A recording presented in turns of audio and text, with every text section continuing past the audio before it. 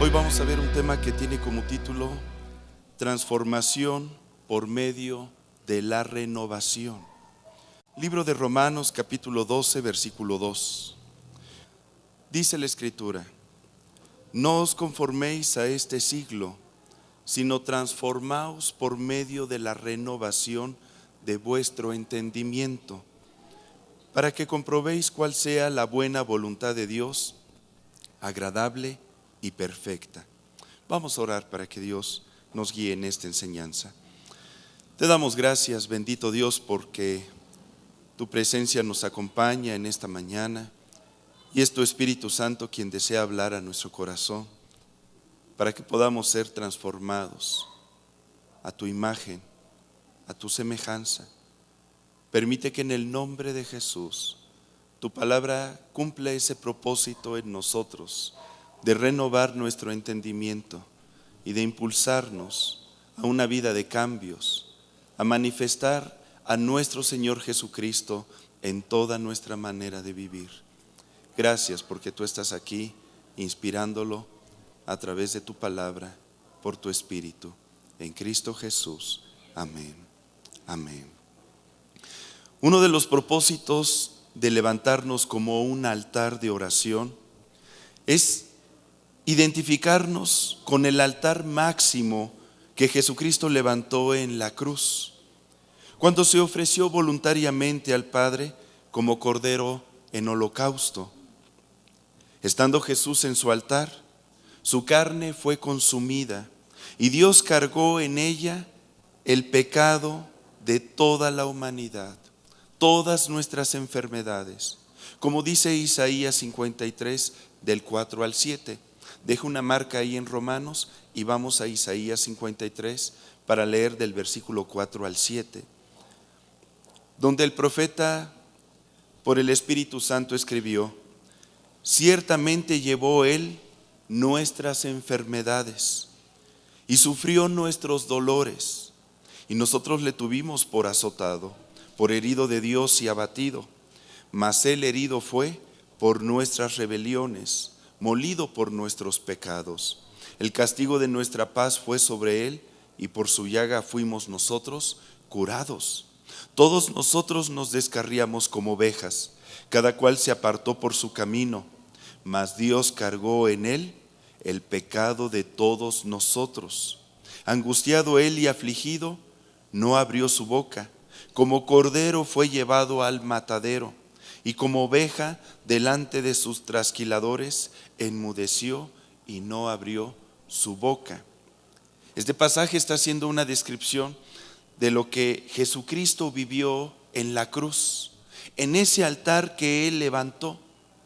Y cuando usted y yo volteamos a la cruz y creemos en lo que Jesús hizo en ella a favor de nosotros, tendremos la oportunidad verdadera de un cambio en la vida. Porque Jesucristo en la cruz nos sacó de la condición en la cual vivíamos y nos llevó a una nueva condición. Ahí en la cruz Jesús cambió nuestra vida. Cuando dice, llevó Él nuestras enfermedades, significa que Dios desea que usted y yo salgamos de la enfermedad para que vivamos en salud. Dice ahí que sufrió nuestros dolores. Dios no quiere que usted y yo vivamos en dolor. Jesús ya lo sufrió por nosotros. Él herido fue por nuestras rebeliones, molido por nuestros pecados. El castigo de nuestra paz fue sobre de él. Por su llaga fuimos nosotros curados, y Dios cargó en él el pecado de todos nosotros. Cuando yo leo este pasaje veo cómo Dios nos miraba en una condición y a través de la cruz nos saca a una nueva condición, produce un cambio en nuestra vida. Y todo esto porque nos ama. ¿Usted recuerda cómo era su vida antes de conocer a Cristo? ¿Se acuerda en qué condición se encontraba su corazón? Dice la Escritura que vivíamos con la mente entenebrecida, ajenos a la vida de Dios, por la ignorancia que había en nosotros. Y así como Jesucristo levantó altar ante el Padre en la cruz, entregando su cuerpo y su vida en adoración, de la misma manera nosotros debemos de levantar altar de oración. Es por eso que el apóstol Pablo afirmó antes del pasaje base que leímos ahí en Romanos 12, versículo 1. Vamos a ver el contexto. Romanos 12, versículo 1. Les dice: así que, hermanos, os ruego por las misericordias de Dios que presentéis vuestros cuerpos en sacrificio vivo, santo, agradable a Dios, que es vuestro culto racional. En la Nueva Traducción Viviente dice este mismo pasaje: por lo tanto, amados hermanos, les ruego que entreguen su cuerpo a Dios por todo lo que Él ha hecho a favor de ustedes, que sea un sacrificio vivo y santo, la clase de sacrificio que Él le agrada. Esa es la verdadera forma de adorarlo. Cuando yo entro al altar de oración, en ese momento nuestra vida verdaderamente va a ser transformada, porque es ahí en el altar de oración donde la carne y su concupiscencia son quemadas en holocausto a Dios, donde morimos a nosotros mismos para que la vida de Cristo se manifieste en nosotros. Cuando hacemos altar de oración, en ese momento nos identificamos con el sacrificio de Jesús. Cuando comprendemos que al entrar en su presencia es con el propósito de ser transformados, verdaderamente estaremos adorando a Dios. Es lo que dice este pasaje. Será nuestro culto racional. Será la verdadera forma de adorar al Padre. Pero el secreto está en comprender en nuestra mente esta verdad. Porque en ocasiones me he encontrado con hermanos que dicen: ay, hermano Jorge, se escucha muy bonito todo lo que nos dice, pero yo sigo teniendo problemas con el pecado que me asedia. Sigo teniendo deseos que muchas veces me llevan a fallarle a Dios. No puedo controlar mis sentimientos y me enojo fácilmente con los que amo. Lo que no quiero hacer, eso hago. No sé cómo sacar de mi corazón este resentimiento, este dolor que me está consumiendo. ¿Cómo le hago para no estar desesperado, triste y angustiado? ¿Cómo puedo terminar con estas pesadillas que combaten en mi ser inconsciente cada noche? Y cuando me levanto siento que le he fallado a Dios. ¿Qué hago para que verdaderamente pueda cambiar mi vida? Porque aunque conozco a Jesús, siento que mi vida necesita un cambio. ¿Será que Cristo en mí no funciona?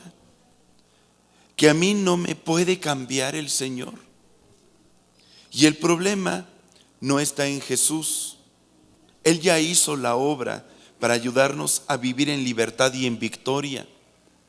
El problema no está en que al hacer altar de oración no funcione la oración o Dios no nos escuche, porque comentábamos que ahí es donde se da verdaderamente el cambio en la vida en una persona. El problema está en nosotros, en que necesitamos ser renovados en el espíritu de nuestra mente para que se dé una completa transformación en nuestra vida.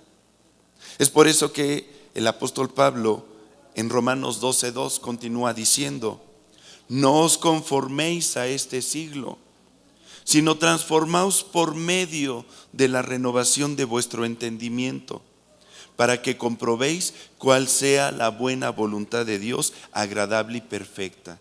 Como diciendo, tú estás entrando al altar de Dios, estás entregando tu cuerpo en sacrificio vivo. Vas a la presencia de Dios para que se consuma ahí la carne, para que haya un cambio en tu vida. Y esa es la forma correcta de adorar al Padre. Pero no basta. Para que seamos transformados y empecemos a andar en la buena voluntad de Dios, que es agradable y perfecta, en obediencia y en santidad, necesitamos ser transformados por medio de la renovación de nuestro entendimiento.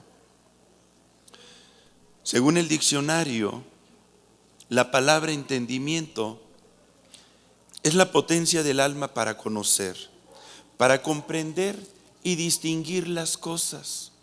A través de nuestro entendimiento es que usted y yo razonamos, es que usted y yo podemos comprender lo que acontece alrededor de nosotros. Lo percibimos a través de nuestros sentidos, lo procesamos en nuestra mente y lo bajamos a nuestro corazón y actuamos. En consecuencia, actuamos. Lo que hay en nuestra mente es lo que vamos a manifestar. Hay un proverbio que dice en Proverbios 23:7, porque cuál es su pensamiento en su corazón, tal es él. Lo que usted y yo pensemos, meditemos, razonemos, comprendamos, es lo que vamos a manifestar, es la manera en que nos vamos a conducir usted y yo. El hombre funciona en base a pensamientos, en base a estructuras e ideas mentales. Las palabras están conformadas por letras. Los pensamientos son una serie de palabras relacionadas entre sí. Y los argumentos son el conjunto de pensamientos que le dan fuerza a una forma de pensar. Forman filosofías, doctrinas, cultura, creencias. Los pensamientos, lo que creemos, lo que aceptamos como una verdad en nuestra vida, eso es lo que vamos a hacer. Dice Proverbios 21:5. Proverbios 21:5. Los pensamientos del diligente ciertamente tienden a la abundancia, mas todo el que se apresura alocadamente, de cierto va a la pobreza. ¿Cómo son tus pensamientos? ¿Tus pensamientos tienden a la abundancia o a la pobreza? Fíjese las dos opciones que tenemos. ¿Tus pensamientos tienden a la victoria o a la derrota? ¿Tus pensamientos tienden al rencor o al perdón? ¿Tus pensamientos tienden al juicio o a la misericordia? ¿Tendremos la mente de Jesús o tendremos la mente del mundo? ¿Cómo son nuestros pensamientos? ¿Cuáles son las verdades que se gestan aquí por medio de las cuales estamos funcionando? Leamos nuevamente Romanos 12:2. El apóstol Pablo nos advierte: no os conforméis a este siglo, sino transformaos por medio de la renovación de vuestro entendimiento, para que comprobéis cuál sea la buena voluntad de Dios, agradable y perfecta. Para que usted y yo podamos vivir en obediencia, para que usted y yo podamos vivir en la voluntad de Dios, para que la vida de Cristo se manifieste en nosotros y vivamos en victoria y sintamos que la vida en Cristo es como la luz de la aurora que va en aumento hasta que el día es perfecto. Necesitamos entrar al altar de Dios, pero necesitamos también ser renovados en nuestra mente. Pero para poder ser renovados, yo veo aquí que el apóstol Pablo inicia pidiéndonos algo: no os conforméis a este siglo. ¿Verdaderamente quieres un cambio de vida? ¿Quieres salir de la condición en la cual te encuentras? No te conformes a este siglo. Vamos a estudiar esta primera parte el día de hoy. No conformarnos a este siglo. Esto significa no tomar la forma, los valores, las costumbres, las tradiciones, los gustos, las modas que se manifiestan en este siglo, en nuestra sociedad, que representan este mundo. ¿Qué valores, conceptos o ideas concibe este siglo? Hay muchísimos, tantos que en ocasiones empezamos a aceptarlos como algo común, como una verdad. Por ejemplo, en los años 60, el gobierno empezó con una política de población y se anunciaba en la televisión: pocos hijos para darles más. ¿Se acuerda? ¿Quién escuchó esos mensajes? ¿Y cuánta gente no los creyó? Y efectivamente, el índice de nacimientos disminuyó, nuestro crecimiento demográfico descendió. Pero verdaderamente, esta frase representa el corazón de Dios, la voluntad de Dios para los que le amamos. Pocos hijos para darles más, es lo que Dios nos enseña.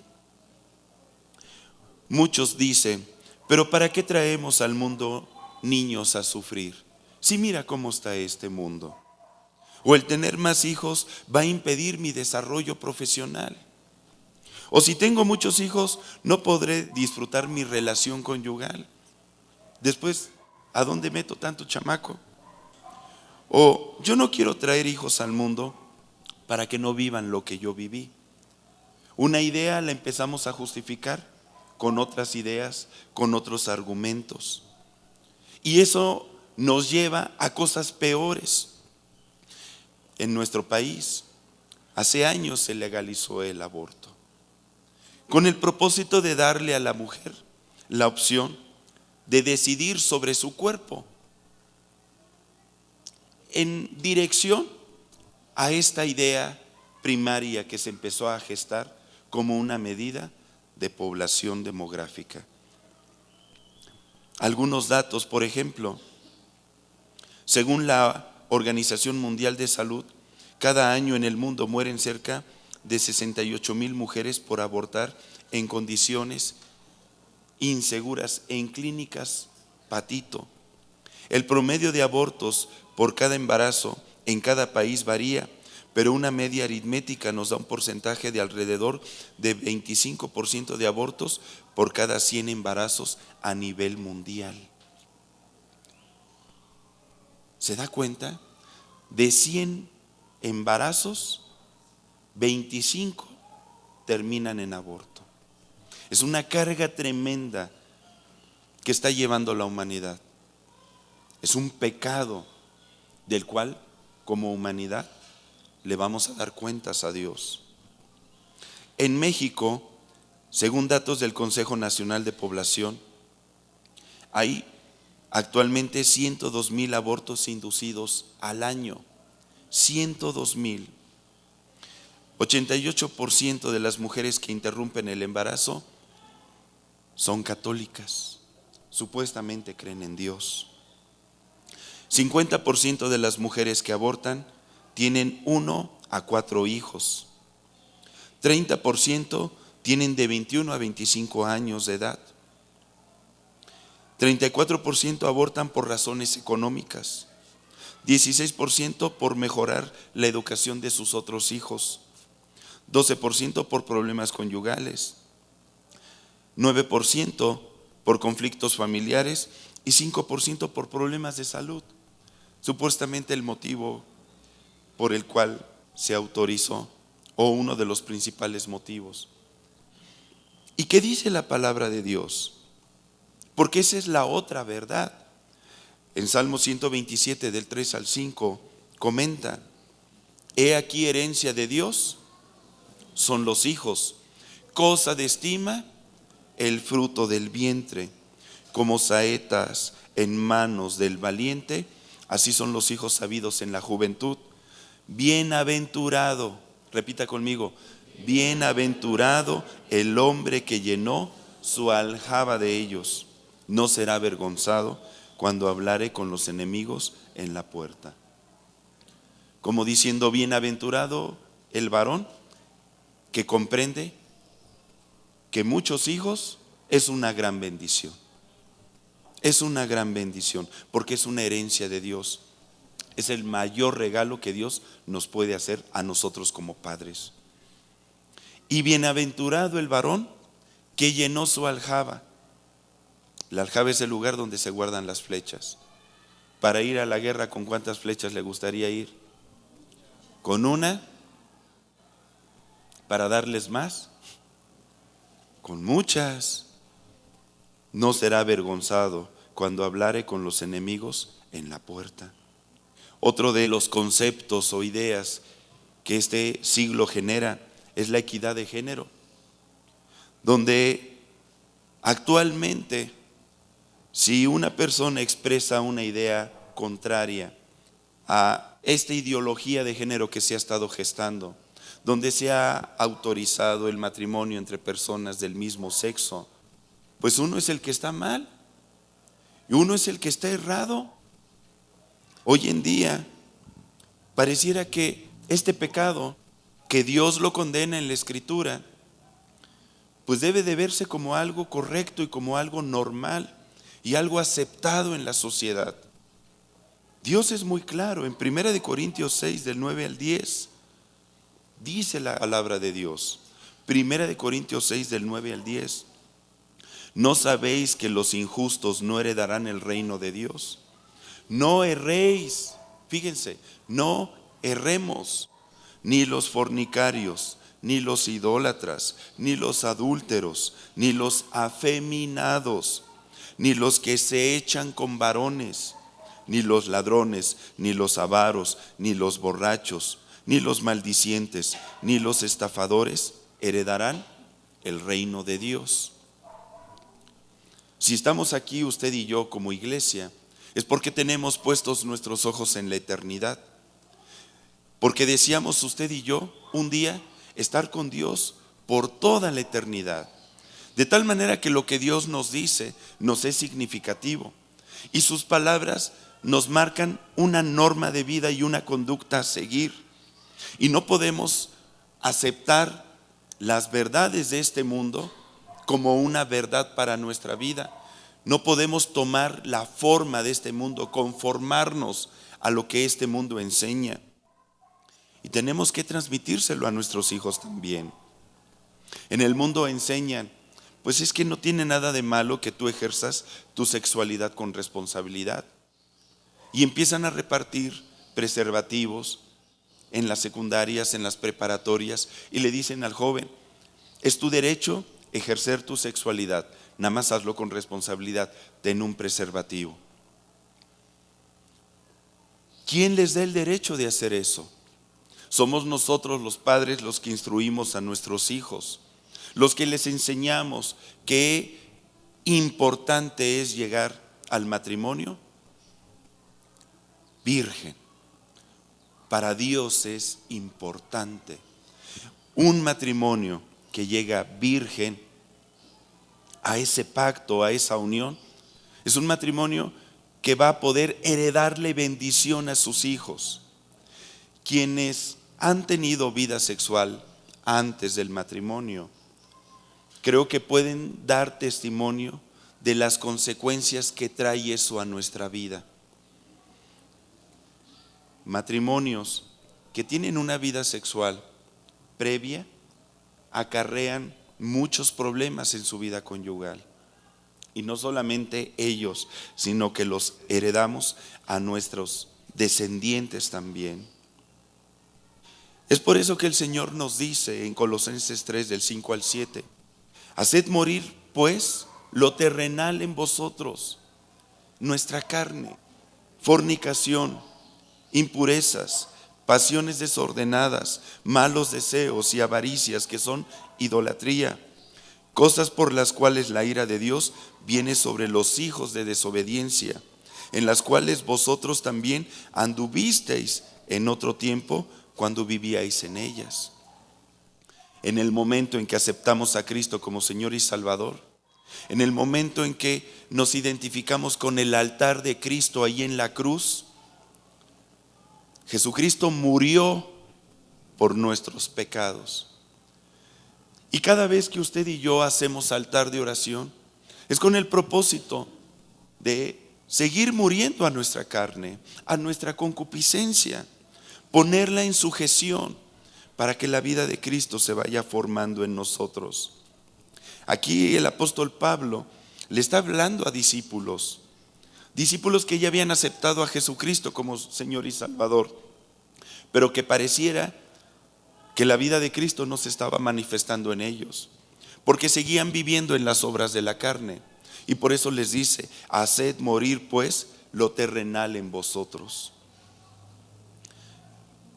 Qué importante es renovar el espíritu de nuestro entendimiento, que no aceptemos los valores y las formas de pensar de este mundo, pero también el no conformarnos a este mundo implica el no conformarnos a los pensamientos e ideas personales producto de nuestras malas experiencias.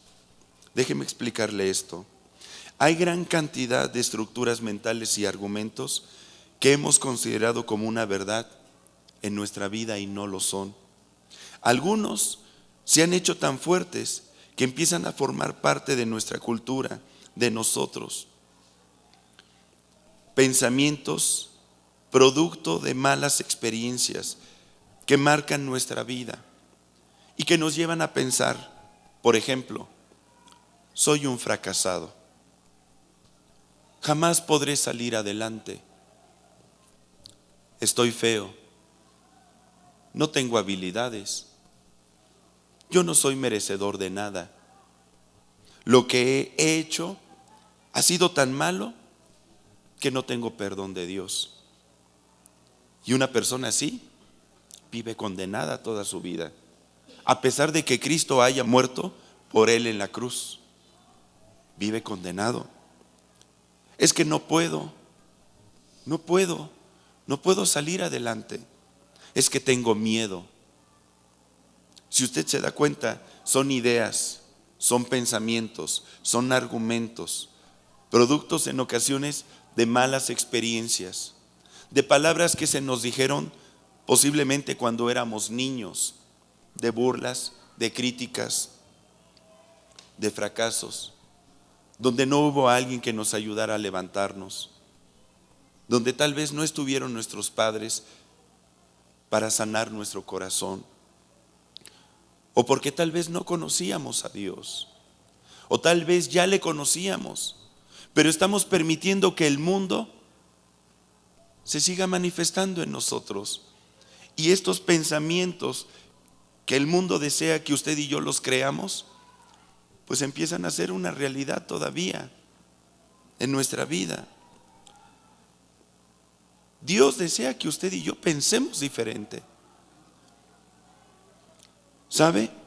Dios tiene una respuesta y un argumento contra toda esta basura de pensamientos. ¿Qué dice la Biblia, por ejemplo, en cada uno de ellos? Vamos a empezar a renovar nuestro entendimiento. Por ejemplo, si de repente se gesta en su mente el pensamiento, es que soy un fracasado. Dice Romanos 8:37, antes en todas estas cosas somos más que vencedores por medio de aquel que nos amó. Por medio de Cristo, usted y yo, ¿qué somos? Rechaza entonces esa idea de fracaso en su vida. No se sienta un fracasado, no lo piense y no lo confiese. Somos más que vencedores por medio de Jesús. Otro pensamiento es que no podré salir adelante. Está muy difícil, no voy a prosperar. Mire lo que dice 2 de Corintios 2:14. 2 de Corintios 2:14. Lea conmigo el pasaje, por favor. Mas a Dios gracias, el cual nos lleva siempre en triunfo en Cristo Jesús, y por medio de nosotros manifiesta en todo lugar el olor de su conocimiento. ¿Cómo nos lleva Cristo Jesús a usted y a mí? Siempre en triunfo. Usted aquí ha sido llamado a triunfar, hermano, a triunfar.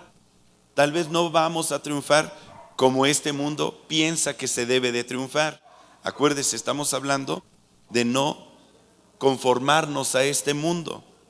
El mundo le dice que usted es un triunfador si termina una carrera universitaria, si hace mucho dinero, si logra que su nombre esté escrito en una calle o en una ciudad, o le hacen una estatua, o pasa a los almanaques de la historia de este mundo. No, un triunfador es aquel que alcanza la vida eterna por medio de Jesucristo. Esos, los que van a la vida eterna, son los que verdaderamente triunfaron. Tenemos que renovar aquí nuestra mente. Y Dios le dice que usted es un triunfador en Cristo Jesús. Si de repente le viene el pensamiento, la estructura mental, es que estoy feo, nadie me quiere, nadie se va a casar conmigo. Uy, hermano, rechace esos pensamientos también. Eclesiastés 3:11 dice, Eclesiastés 3:11, todo lo hizo hermoso en su tiempo. ¿Cómo hizo Dios todo? Todo. Y ha puesto en eternidad en el corazón de ellos. Está hablando de nosotros. Sin que alcance el hombre a entender la obra que ha hecho Dios desde el principio hasta el fin. Tal vez tú no lo entiendas, pero Dios te hizo hermoso. Dile a tu hermano, Dios te hizo hermoso. Pero dígaselo con fe, hermano, Hay que renovar nuestro entendimiento. En Cristo Jesús no hay feos. Si usted dice es que nadie me ama, nadie me quiere, yo no nací para amar, nadie nació para mí, rechácelo. Eso es del diablo, hermano. Juan 15:9 nos dice, la palabra de Dios es verdad y renueva nuestro entendimiento. Juan 15:9, como el Padre me ha amado, así también yo os he amado, permaneced en mi amor. ¿Quién nos ama? Jesucristo. Dios Padre nos ha amado. Él nos ama con amor eterno. Siempre nos va a amar. Siempre. Aunque el mundo le aborrezca, Dios nos ama. Y esa es una verdad. Si usted en su mente empieza a desarrollar pensamientos, es que no tengo habilidades, es que yo no sirvo para nada, mi mamá me dijo que era un bueno para nada, rechacé esos pensamientos, esas ideas, esos conceptos, porque dice Efesios 4, acompáñeme por favor a la carta dirigida a los Efesios, capítulo 4, donde el apóstol Pablo dice en el versículo 8, por lo cual dice, subiendo lo alto llevó cautiva la cautividad y dio dones a los hombres. Dios pone en usted dones, capacidades, habilidades, talentos. Usted y yo podemos ser talentosos en Cristo Jesús. De Él viene el conocimiento, de Él viene la sabiduría, a través de su Espíritu. Si alguno está falto de sabiduría, pídala a Dios. Si de repente vienen a su mente pensamientos, es que yo no soy merecedor de nada, pégame pero no me dejes, maltrátame. No. Dice Isaías 43:4. Isaías 43:4. Recibe estas palabras en su corazón y en sus pensamientos, porque esta es la verdad de Dios. Y nos dice, porque a mis ojos fuiste de gran estima, fuiste honorable, y yo te amé. Daré pues hombres por ti y naciones por tu vida. ¿Se da cuenta qué tan importante somos usted y yo para Dios? Para Él somos tan valiosos que por eso dio su vida por nosotros, a ese grado. Si de repente usted tiene pensamientos por sus malas experiencias, es que lo que he hecho es tan malo que no tengo perdón de Dios, no tengo perdón de Dios, y vive triste, cabizbajo, se siente condenado, dice en Primera de Juan 1:9, Primera de Juan 1:9, si confesamos nuestros pecados, Él es fiel y justo. ¿Para qué? Para perdonar nuestros pecados y limpiarnos de toda maldad. Y esta palabra no está dicha a gente que no le conoce, está dicho a la iglesia, a creyentes, aquellos que de alguna manera van caminando en Cristo y en ocasiones sienten que resbalan o caen. Pero dice la Escritura que si 7 veces cayera el justo, 7 veces el Señor lo va a levantar. Lo único que necesitamos es confesar nuestra falta y arrepentirnos. Y creer, cuando volteamos en la cruz, que ahí en la cruz el Señor llevó todos nuestros pecados y que somos libres de ellos. Recibe esa verdad en su mente y jamás va a vivir en condenación. El enemigo no va a tener autoridad sobre su vida. Si usted dice, es que no puedo, a veces desde chiquitos, ¿no? Mi amor, ¿me ayudas con esto? Es que no puedo, no puedo. Y crecemos con un pensamiento de imposibilidad. Mire lo que dice Filipenses 4:3, si usted se lo sabe de memoria. Todo lo puedo en Cristo que me fortalece. ¿Qué podemos en Cristo? Todo.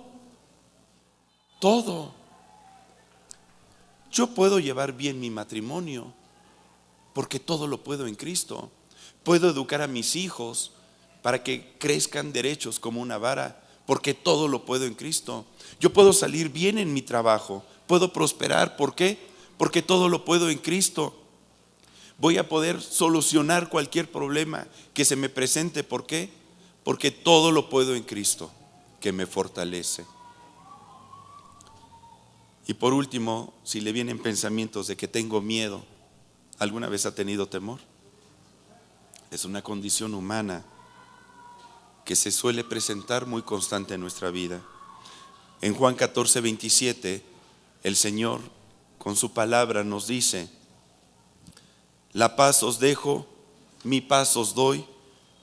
Yo no la doy como el mundo la da.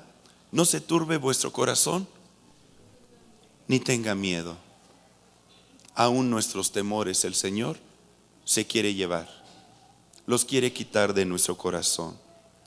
Pero para que ese temor no se haga presente, tengo que no conformarme a este mundo, rechazar los conceptos de este mundo, rechazar la forma de ser de este mundo, sus estructuras mentales, sus argumentos, sus ideas, sus conceptos, sus valores, sus costumbres, sus maneras de ser. Fíjese lo que nos está pidiendo el Señor. Para que esto se pueda dar de una manera completa, pues debemos de considerar estas palabras que el Señor nos está diciendo. También el no conformarnos a este mundo implica el no permitir que los conceptos del mundo que han ingresado en la iglesia para destruirla sean una verdad en nosotros. El mundo ha sido tan fuerte que inclusive está impactando a la iglesia de Jesús y nos está llevando a vivir un cristianismo errático, torcido, y empezamos a mezclar los pensamientos de este mundo con las verdades de Dios.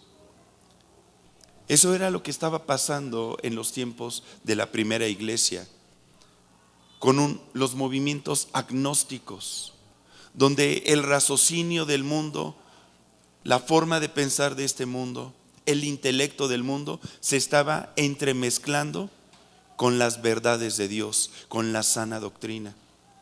Y hoy en día está pasando lamentablemente lo mismo en la iglesia de Jesús. ¿Y por qué? El apóstol Pablo le escribe a Timoteo. Acompáñeme a 1 de Timoteo 4 del 1 al 3. 1 de Timoteo 4 del 1 al 3, donde comenta: pero el Espíritu dice claramente que en los postreros tiempos, estamos viviendo los postreros tiempos, algunos apostatarán de la fe, escuchando a espíritus engañadores y a doctrinas de demonios, por la hipocresía de mentirosos que, teniendo cauterizada la conciencia, prohibirán casarse y mandarán abstenerse de alimentos que Dios creó, para que con acción de gracias participasen de ellos los creyentes y los que han conocido la verdad. Nota cómo la iglesia en los postreros tiempos, dice el apóstol Pablo, va a ser influida por el espíritu de este mundo, el espíritu de desobediencia, el espíritu del anticristo,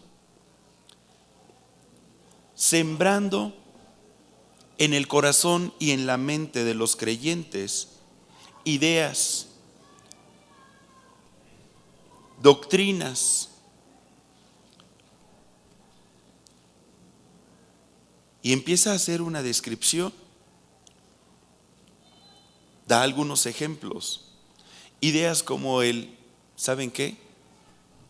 Todos los que creamos en Cristo Jesús, para poder servir mejor al Evangelio, no nos vamos a casar. Y aquí dice, prohibirán casarse. ¿Le suena eso conocido? O mandarán abstenerse de alimentos. No, no puedes tú comer eso porque es pecado. ¿No has leído el Antiguo Testamento? Es inmundo, siendo que Cristo nos enseña que por medio de la oración son santificados todos los alimentos. Y lo único, en el primer concilio de la iglesia primera, lo único que se prohibió fue abstenerse de ahogado, de sangre y de fornicación y de lo sacrificado a los ídolos. Nada más. Hermano, entonces ¿puedo echarme unas costillitas a la barbecue? ¿Usted qué cree, hermano? ¿No me va a ver feo? No, yo no le voy a ver feo. Tal vez un hermano que tenga una débil conciencia, posiblemente sí. Pero por medio de la oración todos los alimentos son santificados. Ideas como esas empezaron a introducirse en la primera iglesia. Ideas cuyo origen es espiritual y que pertenecen al reino de las tinieblas. Ideas que hoy en día siguen presentes. Algunas como, si la salvación es personal y mi relación con Dios es personal, pues yo no necesito ir o ser parte de una iglesia. Piensa en eso. Mi relación con Dios es personal. La salvación es personal. Soy yo y Dios solitos. Esa es una verdad a medias. No es una completa verdad. Jesucristo dijo, por ejemplo, en Mateo 16:18, y yo también te digo que tú eres Pedro, y sobre esta roca edificaré mi iglesia, y las puertas del Hades no prevalecerán contra ella. Jesucristo no dice aquí, y sobre esta roca edificaré tu vida espiritual, hablando de ti en lo personal.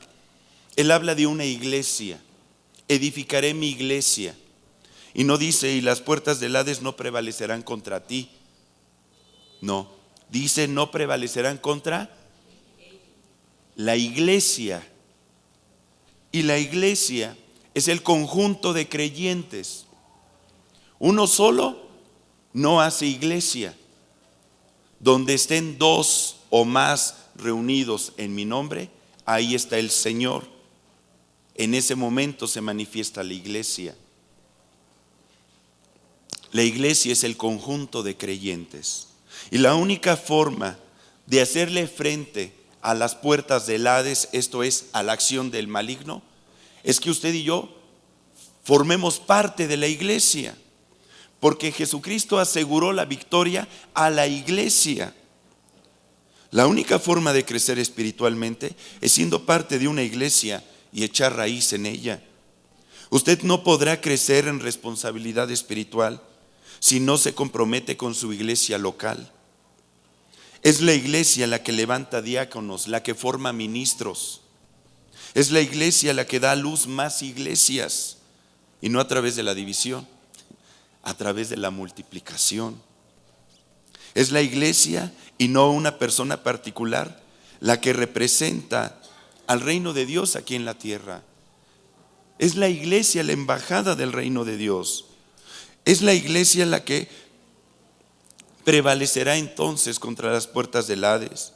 Y Jesucristo vino a edificar su iglesia y vendrá por su esposa, que es la iglesia. Las promesas y el actuar de Cristo están dirigidos a su iglesia. Por ejemplo, Colosenses 1:18, dice la Escritura, hablando de Jesús, y Él es la cabeza del cuerpo que es su iglesia, el que es el principio, el primogénito de entre los muertos, para que en todo tenga la preeminencia. En Efesios 5:29 dice, porque nadie aborreció jamás a su propia carne, sino que la sustenta y la cuida, como también Cristo, ¿a quién? A la iglesia. Si leemos del versículo 23 al 25, ahí en Efesios 5, continúa diciendo, porque el marido es cabeza de la mujer, así como Cristo es cabeza ¿de quién? De la iglesia, la cual es su cuerpo, y Él es su Salvador. Así como la iglesia está sujeta a Cristo, así también las casadas lo estén a sus maridos en todo. Maridos, amad a vuestras mujeres, así como Cristo amó a la iglesia y se entregó a sí mismo por ella. El actuar, las promesas de Cristo están dirigidas ¿a quién? A su iglesia. Hermano, entonces las promesas de Dios no son para mí. Sí, sí son para ti. Pero yo te estoy hablando de la importancia de desarrollar esa visión de que somos parte de una iglesia, de que somos el cuerpo de Cristo y que tú eres importante dentro del cuerpo de Cristo. Y que si tú quieres vivir en victoria, qué importante es el pertenecer a la iglesia local, ser parte de la iglesia local. La iglesia somos muchos miembros, donde todos somos importantes y necesarios. Jamás permita que el enemigo le corte del cuerpo o le haga sentir que usted no pertenece a él. El apóstol Pablo le habló a la iglesia de Corintios acerca de cómo estamos conformados. Acompáñenme por favor, 1 Corintios 12, del 12 al 20 vamos a leer. 1 Corintios 12, del 12 al 20. Porque así como el cuerpo es uno y tiene muchos miembros, pero todos los miembros del cuerpo, siendo muchos, son un solo cuerpo, así también Cristo. Porque por un solo espíritu fuimos todos bautizados en un cuerpo, sean judíos o griegos, sean esclavos o libres, y a todos se nos dio a beber de un mismo espíritu. Además, el cuerpo no es un solo miembro, no es un solo miembro el cuerpo, sino muchos. Si dijere el pie, porque no soy mano, no soy del cuerpo, por eso no será del cuerpo. Si dijere la oreja, porque no soy ojo, no soy del cuerpo, por eso no será del cuerpo. Si todo el cuerpo fuese ojo, ¿dónde estaría el oído? Si todo fuese oído, ¿dónde estaría el olfato? Mas ahora Dios ha colocado los miembros, cada uno de ellos, en el cuerpo, como Él quiso. Porque si todos fuéramos un solo miembro, ¿dónde estaría el cuerpo? Pero ahora son muchos los miembros, pero el cuerpo es uno solo. Todos nosotros conformamos el cuerpo de Cristo y nos necesitamos para poder vivir en victoria. Otro pensamiento que se ha introducido en la iglesia es: la Biblia dice que es necesario obedecer a Dios antes que a los hombres. Así que mi única autoridad es Cristo. Yo nada más le respondo a Cristo. Es una verdad, pero también es una verdad a medias. Es cierto que el apóstol una vez dijo: es necesario obedecer a Dios antes que a los hombres. Pero la palabra de Dios nos enseña, por ejemplo, en 1 de Pedro 2 del 13 al 14.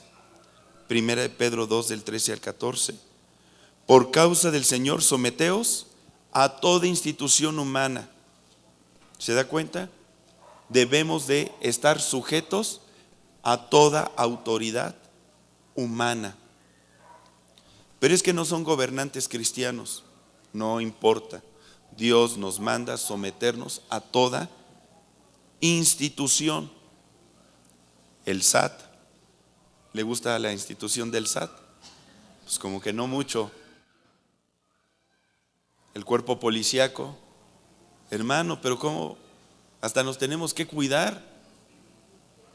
Dios aquí nos pide: someteos a toda institución humana, ya sea al rey como a superior, ya a los gobernadores, como por él enviados para castigo de los malhechores y alabanza de los que hacen bien.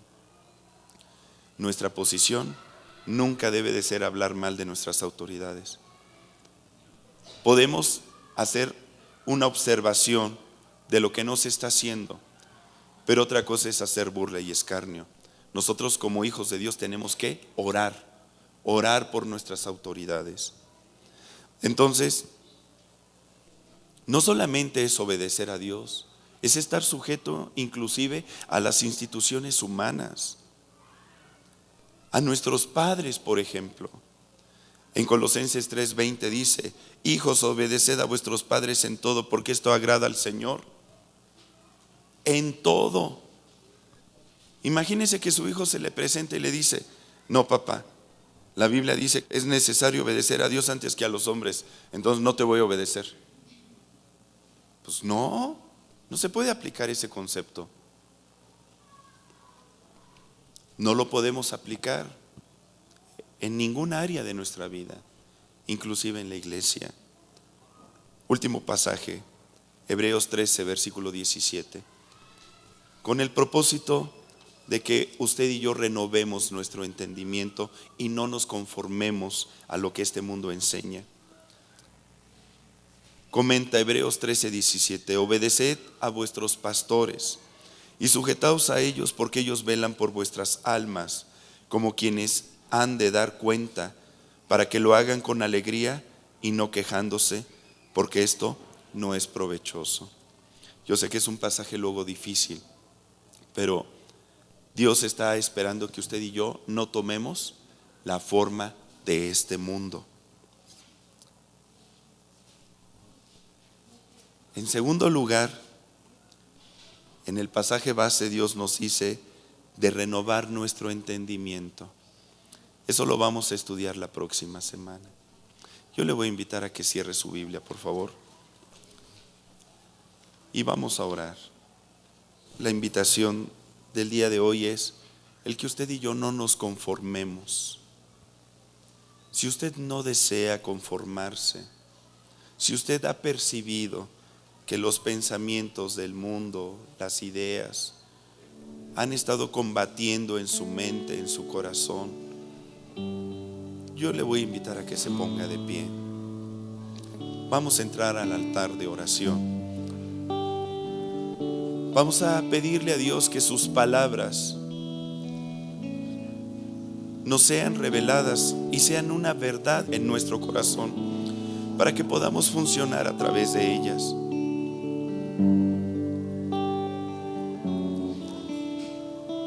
Padre Celestial,